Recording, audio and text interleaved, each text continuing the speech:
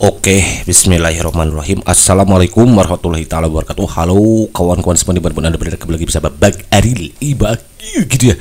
Semoga kita selalu dalam keadaan baik dan kebaikan selalu menyertai semua, amin ya rabbal alamin. Oke, kawan-kawan, alhamdulillah kasih kesempatan untuk berbagi soal disertai pembahasan lengkap untuk kita persiapan diri menghadapi CPNS tahun 2024. Dan hari ini sudah masuk di hari kelima, Minggu 20 Oktober 2024, di mana saat ini sudah beredar banyak informasi mengenai FR yang muncul di SKD CPNS 2024 ini, dan diantaranya adalah mengenai kalimat efektif gitu kawan-kawan ya.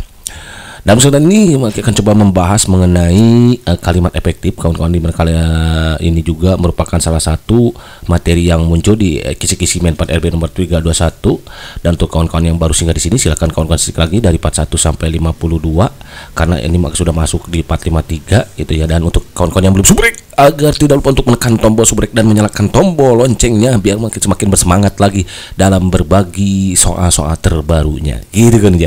Boy nomor 1 kita langsung ketik kopi gitu kan ya. Nah, ini di Kemenpan RB nomor 321 untuk TWK-nya kawan-kawan, ini mana tadi? Nah, ini dia. Ada bahasa negara, yaitu tujuannya untuk menggunakan bahasa Indonesia sebagai bahasa persatuan yang sangat penting kedudukannya dalam kehidupan bermasyarakat, berbangsa dan negara. Di pertemuan sebelumnya sudah juga bahas tentang apa itu inti kalimat ya, cara mencari inti kalimat. Dan kali ini akan mencari tahu bagaimana kita mencari tahu gitu kalimat efektif. Nih dia. Nah, di FR TWK CPNS 16 Oktober hari pertama. Di sini adanya inti kalimat yang muncul kawan-kawan nih. Kemudian di 17 Oktobernya juga sama, ada inti kalimat yang muncul, sudah dibuat juga. Nah, di ini tidak ada ya, tapi saat ini sudah muncul beredar katanya nih kawan-kawan. TWK-nya ada Jenderal Sudirman gitu kawan ya. Kemudian ada pasal 33 yang muncul nih, dan kalimat efektif sama salahan eja ada, dan yang sering muncul itu adalah figura 9 kotak nih. Insya Allah nanti di setelah ini akan coba bahas kembali figura 9 kotak. Kemudian TKP-nya ada, kita disuruh ikuti bimbingan sama ketua RW, jadwalnya sama dengan kita merayakan kemerdekaan. Nah, kita disuruh milih ikut bimbingan atau menolaknya buat ikut kemerdekaan ataupun milih bimbingan lain, seperti itu katanya. Boy kedua satu kita suka di kopi gitu kan ya. Di sini sudah disebutkan sebuah salah, namun apa masalahnya biru yo tibuto susru gitu. Selalu hidup masalah dengan semuanya sebaik pus solution berapa? Iya betul, biar inspirasi gitu kan ya. Perhatikan kalimat berikut ini. Para siswa-siswi yang sedang berjalan masuk ke dalam ruangan menggunakan baju kemeja warna biru. Perbaikan kalimat tersebut agar menjadi kalimat efektif adalah bla bla bla. A. Menghilangkan kata para masuk, warna, dan mengubah kata berjalan. B. Menghilangkan kata siswi, dalam, dan kemeja. C. Menghilangkan kata para, sedang, masuk, dan baju. D. Menghilangkan kata para, masuk, baju, warna, dan mengganti kata berjalan. E. Menghilangkan kata para, sedang, dalam, baju, dan warna.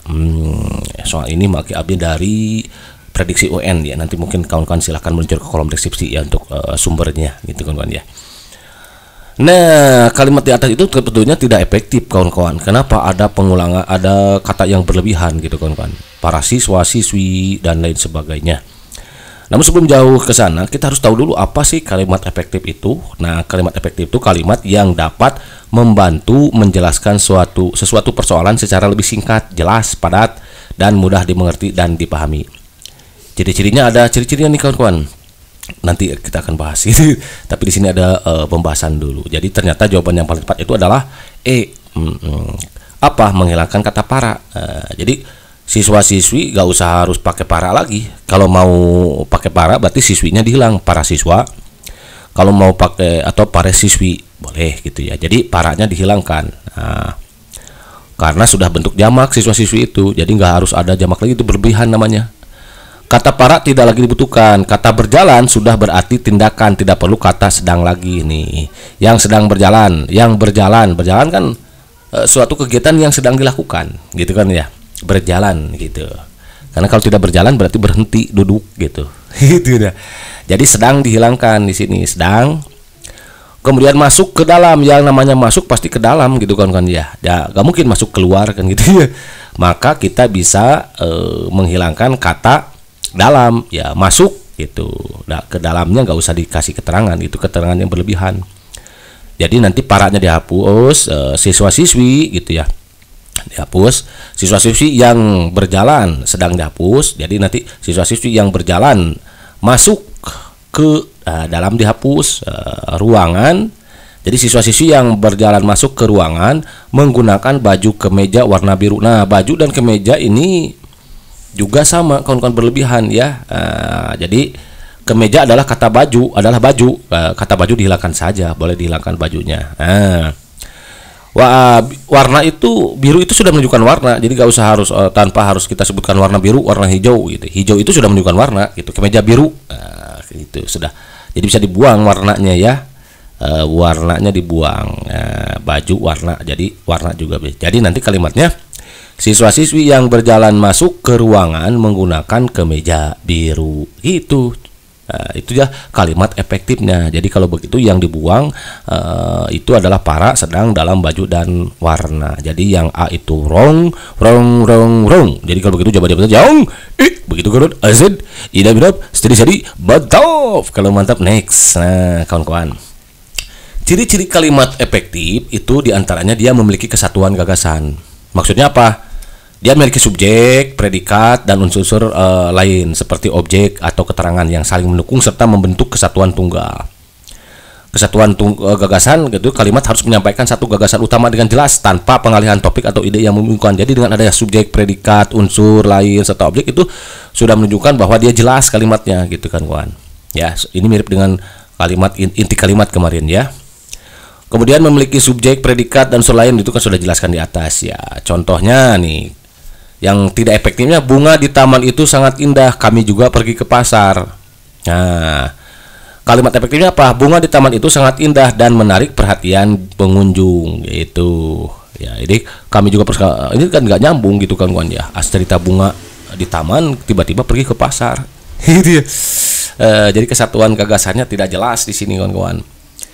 Tidak efektif nih, siswa membaca buku dengan cepat. Nah, nggak usah ada titik di sini. Harusnya siswa membaca buku dengan cepat gitu. Siswa predikat subjek membaca predikat, buku objek gitu ya. Dengan cepat keterangannya gitu kan kawan. Itulah contoh kalimat efektif. Kemudian dia harus kesejajaran.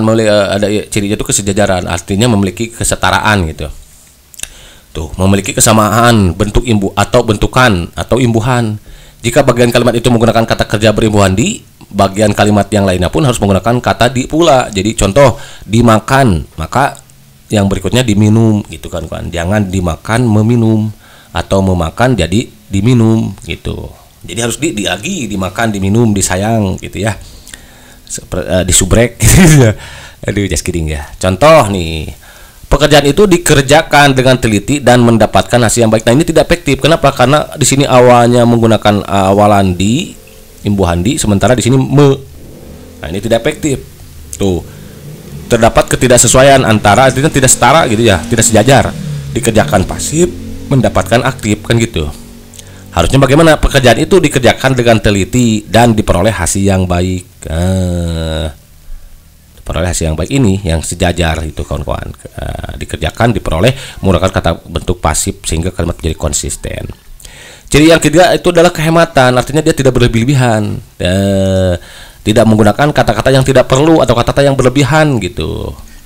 Oke, contoh misalkan, kenapa? Karena kalau berlebihan dia akan mengaburkan maksud kalimat. Contoh yang tidak efektif, saya sangat ingin sekali untuk pergi ke acara tersebut. Nah, sangat ingin sekali, sangat dan sekali itu menunjukkan berlebihan gitu. Jadi sangat dan sekali itu berlebihan. Cukup saja saya ingin pergi ke acara tersebut. Jadi sangatnya dihilangkan, sekalinya juga dihilangkan. Saya ingin pergi ke acara tersebut. Kalimat ini jelas dan langsung tanpa kata-kata yang berlebihan. Jadi nggak lebay gitu kan ya. Kemudian ciri berikutnya adalah penekanan. Kalimat yang dipentingkan harus diberi penekanan. Contoh, saudaralah yang harus bertanggung jawab dalam soal itu. Siapa yang harus bertanggung jawab? Saudara lah, saudara gitu. Jadi ada penekanan. Contoh, karena ada kalimat tanpa penekanan. Contoh, perusahaan akan meluncurkan produk baru tahun ini. Kalimat ini biasa dan tidak menunjukkan siapa yang terlibat. Jadi perusahaannya masih luas. Nah, beda dengan ada penekanan. Contoh, CEO perusahaan, nah, yang akan meluncurkan produk baru tahun ini. Artinya ini menyoroti siapa yang bertanggung jawab atas peluncuran produk itu. Gitu. Oh, dan ternyata bagian CEO perusahaan ya. Gitu kawan-kawan. Logis juga, kalimat efektif harus mudah dipahami, harus logis. Dalam hal ini berhubungan unsur-unsur dalam kalimat harus memiliki hubungan yang logis atau masuk akal. Contoh, setelah membaca buku itu, dia merasa lebih memahami topik yang dibahas. Ini logis. Setelah membacakan kita jadi tahu banyak informasi ya, banyak menambah pengetahuan.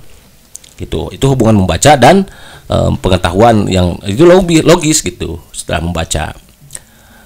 Kemudian dia mengurangi konsumsi gula sehingga berat badannya mulai berkurang. Ini juga logis gitu kawan-kawan. Ada yang tidak logis gitu.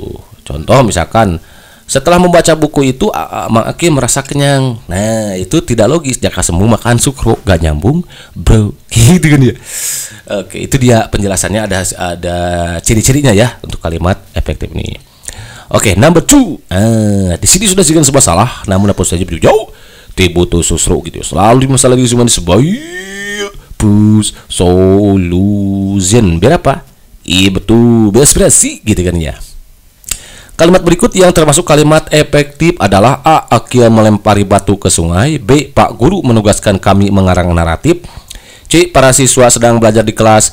D. Bagi para siswa harus mengumpulkan tugas tepat waktu. E. Pencuri berhasil ditangkap tadi malam. Nah, yang mana kira-kira? Akia melempari batu ke sungai. Nah, ini kurang tepat. Kenapa kah? Melempari itu berarti sesuatu yang dikerjakan berulang-ulang ya. Harus ada membutuhkan objek gitu ya. Di sini keterangan melempari batu seolah-olah batu yang dilemparnya gitu kan ya. Akhirnya melempari batu, harusnya melemparkan batu ke sungai gitu ya, yang paling tepat itu. Kalau melempari itu kan sesuatu yang berulang-ulang. Contoh misalkan Maki ingin buah, Maki melempari buah dengan batu misalkan, atau dengan kayu gitu. Harusnya kalau mau pakai melempari. Kalau mau pakai ini, kalau tetap ini yang mau digunakan, harusnya melemparinya diganti jadi melemparkan. Akim melemparkan batu ke sungai. Itu wrong, berarti tidak efektif ya. Pak guru menugaskan kami mengarang naratif. Nah, ini juga sama. Harusnya Pak guru menugasi kami. Ini baru mengarang naratif gitu. Baru menugasi gitu, bukan menugaskan. Kalau mau menugaskan, kami ini hilangkan. Pak guru menugaskan mengarang naratif gitu ya. Jadi ini wrong. Para siswa sedang belajar di kelas. Oke, boleh ini ya. Para siswa boleh, bagus dipakainya. Sedang belajar di kelas, bagus ini, boleh ya. Bagi para siswa harus mengumpulkan tugas tepat waktu. Nah, kata bagi ini tidak efektif kawan-kawan ya, bisa aja dihilangkan. Para siswa mengumpulkan tugas tepat waktu, atau pakai harus juga boleh. Para siswa harus mengumpulkan tugas tepat waktu gitu. Jadi ini wrong ya. Pencuri berhasil ditangkap tadi malam. Nah, ini ada ada di tuh. Seolah-olah ini pencuri berhasil ditangkap. Pencuri berhasil ditangkap tadi malam. Seolah-olah yang berhasilnya pencurinya gitu ya. Harusnya Pak polisi kan yang berhasil menangkapnya gitu ya. Polisi berhasil menangkap pencuri tadi malam gitu. Terus ada dua yang tidak sejajar, itu awalan ber dan di ya.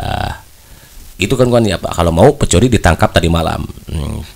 Pencuri ditangkap Pak polisi tadi malam begitu. Jadi jawaban yang tepat itu yang C begitu kan. Z idap jadi betul. Kalau mantap, next soal nomor berikutnya. Nah, ini sekarang dalam sebuah paragraf nih kawan-kawan. Kalimat manakah yang tidak efektif pada bacaan di atas? Berarti kita baca dulu.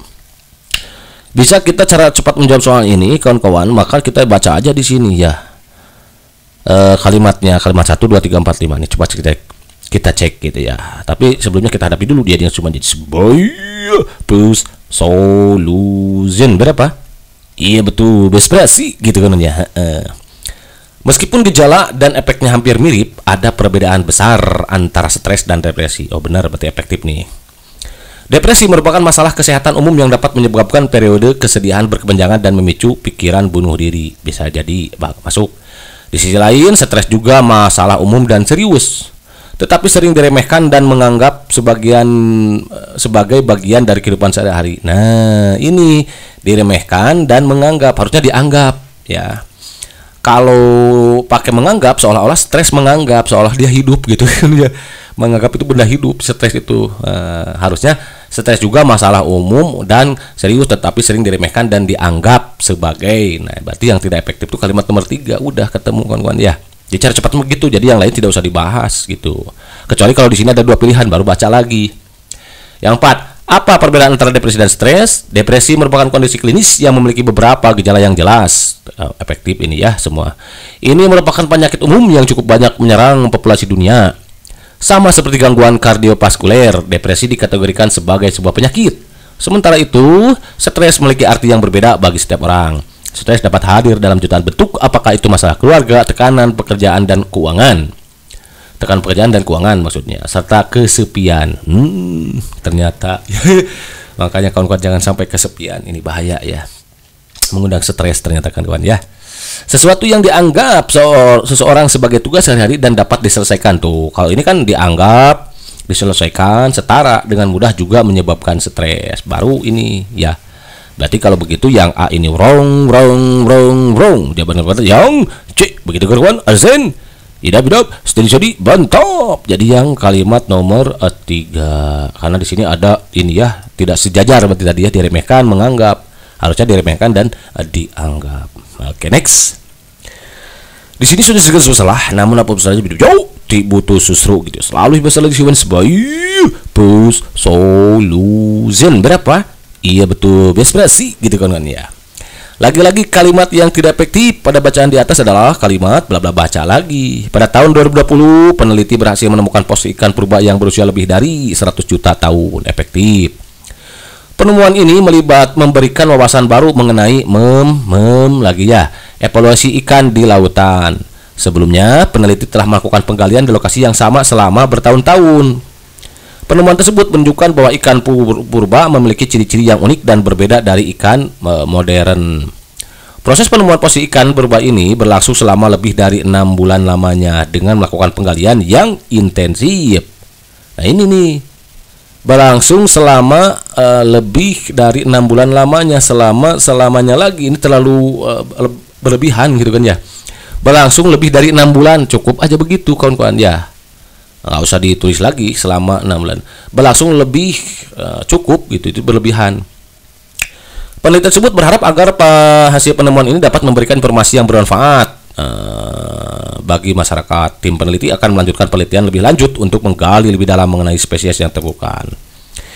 Tuh kalimat yang tidak efektif menggunakan kata-kata yang berlebihan. Perasa selama lebih dari 6 bulan lamanya bisa disederhanakan menjadi lebih dari 6 bulan saja. Tuh kawan-kawan. Jadi yang mana kalimat 5 yang tidak efektif tuh berarti yang A ini wrong. Jadi jawaban berarti yang C. Begitu kawan. Azan idap studi bantop. Kalimat next. Soal nama berikutnya ada masih ada ya. Tenang kawan-kawan. Masih banyak di sini. Di sini sudah sedikit salah, namun apapun saja jauh butuh susru gitu. Selalu masalah dengan semua disebut pus solution berapa? Iya betul, berserasi gitu kan ya. Kalimat yang tidak efektif pada bacaan di atas adalah lagi-lagi kalimat tidak efektif kawan-kawan. Sengaja dibuatkan seperti ini biar kawan-kawan lebih paham nanti ya bagaimana membedakan mana kalimat efektif, mana kalimat tidak efektif, mana inti kalimat, mana kalimat inti gitu.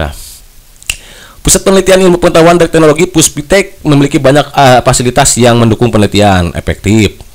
Di sana terdapat laboratorium yang lengkap dengan peralatan modern dan canggih. Ini masih efektif lah, modern dan canggih ya. Penelitian yang dilakukan di Puspitek berfokus pada pengembangan teknologi yang ramah lingkungan dan berkelanjutan. Efektif. Para peneliti di Puspitek, para peneliti bagus ya, juga bekerja sama dengan berbagai lembaga penelitian ini untuk meningkatkan kualitas penelitian. Oke. Puspitek mempunyai visi untuk menjadi pusat penelitian terbuka di Asia Tenggara dalam waktu dekat ini. Nah, ini dalam waktu dekat ini kurang efektif kawan-kawan. Dalam kurun waktu 5 tahun ke depan, pusat penelitian tersebut akan melakukan berbagai inovasi yang sangat bermanfaat bagi masyarakat. Efektif. Berbagai inovasi tersebut diharapkan dapat meningkatkan kualitas hidup dan memberikan solusi terhadap berbagai masalah yang ada. Jadi kalimat yang tidak efektif itu kalimat yang nomor 5 kawan-kawan. Kenapa? Karena perasa dalam waktu dekat ini dalam kalimat 5 tidak memberikan kejelasan waktu yang spesifik. Jadi tidak jelas gitu. Sehingga tidak memenuhi kriteria kalimat yang efektif, yaitu harus jelas dan logis. Kalimat tersebut bisa diperbaiki menjadi lebih efektif dengan mengubah frasa tersebut menjadi dalam 5 tahun ke depan. Itu. Jadi kalau mau pakai ini dalam 5 tahun ke depan gitu. Jadi jelas. Dalam waktu dekat ini ya tahun kapan gitu itu. Tidak jelas kan? Kalau dalam 5 tahun ke depan berarti jelas. Kalau sekarang 2004 berarti 2029. Gitu kan maksudnya. Jadi tidak jelas di sini. Nah, sementara kalimat efektif itu harus jelas dan logis gitu. Jadi di sini tidak efektifnya adalah kalimat nomor 5 kawan-kawan. Berarti ini wrong. Jadi jawaban berarti yang C. Begitu kan kawan? Arzen. Iya berap. Sudah jadi batop. Kalau mantap next. Nah ini dia. Jangan dulu muncul dong pembahasannya. Gitu ya. Oke, di sini sudah sedikit bersalah, namun apa saja jauh tibutu sosro gitu. Selalu solusi sebagai solution berapa? Iya betul, berspesi gitu kan ya. Nah, lagi-lagi kalimat yang tidak efektif. Cara cepatnya gimana? Langsung baca aja ke soal. Menjaga kesehatan mental sama pentingnya dengan menjaga kesehatan fisik. Efektif. Banyak orang yang menganggap sepele kesehatan mental, padahal ini sangat penting. Nah, padahal ini sangat penting, ini kurang efektif, kawan-kawan, tidak efektif. Padahal kesehatan mental penting, gitu harusnya jelas gitu kan. Padahal ini itu apa? Gitu. Kesehatan mental yang baik bisa membuat seseorang lebih produktif dan bahagia, benar. Penelitian menunjukkan bahwa orang yang bahagia cenderung lebih sehat dan memiliki harapan hidup yang lebih lama. Namun ada beberapa faktor yang bisa mempengaruhi kesehatan mental seseorang. Faktor tersebut adalah stres. Nah, nggak boleh stres kawan-kawan. Nanti mentalnya nggak sehat nih.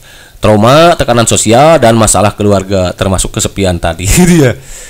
Upaya untuk menjaga kesehatan mental bisa dilakukan dengan berbagai cara seperti berolahraga, meditasi, dan berbicara dengan seorang yang dipercaya. Jadi kita berbicara itu tidak boleh dengan sembarang orang kalau lagi stres kawan-kawan.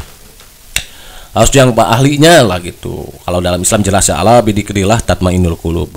Hanya dengan mengingat Allah Subhanahu wa taala hati akan menjadi tenang. Gitu kan kawan ya. Jadi nanti kalau tesnya tegang, banyakin dikir gitu ya. Sholawat, istighfar begitu ya, dimudahkan gitu. Oleh karena itu, penting bagi kita untuk memperhatikan kesehatan mental kita sendiri dan orang-orang di sekitar kita. Kesehatan mental tidak hanya berdampak pada kehidupan pribadi seseorang, tetapi juga mempengaruhi hubungan dengan orang lain. Yaitu lingkungan yang mendukung dapat membantu seorang dalam menjaga kesehatan mentalnya. Jadi, lingkungan juga harus positif, kawan-kawan, ya, karena lingkungan mempengaruhi cara seseorang hidup bahagia gitu, kawan-kawan. Karena lingkungan yang toksik ya tidak baik itu akan mempengaruhi kesetresan kawan-kawan gitu dia. Pilih-pilih gitu kalau lingkungan ya. Jangan orang baik tinggal di lingkungan yang pengedar narkoba misalkan, ya jelas itu tidak baik gitu kawan-kawan. Nah, mana yang tidak efektif? Yang tidak efektif itu adalah kalimat nomor 2 ya. Padahal ini sangat penting. Kenapa? Karena frase padahal ini sangat penting kurang jelas gitu. Seharusnya diubah menjadi padahal kesehatan mental sangat penting gitu, jelas gitu. Apanya yang sangat penting? Ya kesehatan mental. Loh, kalau begitu maka ada pengulangan kata kesehatan mental di sini boleh. Kalau misalkan khawatir ini terlalu berlebihan, maka direvisi semuanya.